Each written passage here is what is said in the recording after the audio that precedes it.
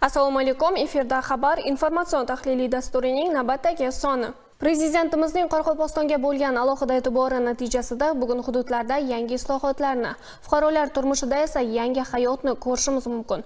Qo'ng'irot tumanida ishlab chiqarishni rivojlantirish, xizmat ko'rsatish, qurilish, qishloq xo'jaligi, ijtimoiy sohalar bo'yicha ishlar 2025-2026 yillarda davom etadi.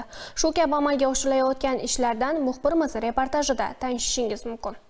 Prezidentimizning respublika hududlarini jadal kompleks rivojlantirish uchun tanlab olingan tuman shaharlarda amaliy chora-tadbirlarni amalga oshirish to'g'risidagi qarori bilan tumanda jami 13 ta obyektda yirik qurilish ishlari amalga oshirildi. Bu tuman infratuzilmasida yangi manzarani, yangi hayotni paydo qilishi tabiiy. Hozirgi kunda prezidentimiz qarorina 0 dan 4 kilometr kirgan bo'lib, hozirgi kunda shipes жұмыслар жатқарылып, шебінлер төселіп, ірі даналы асфальтлы бетонlar алу барысында жұмыстар қызғын кетіп жатыр. Еніне 15 метр болып, ортада түнгі жақтылану шырақлары шығып тұрады, екі қапталында пиядалар жүлекшесі болады. Халқымызға біраз қолайлықла туылады.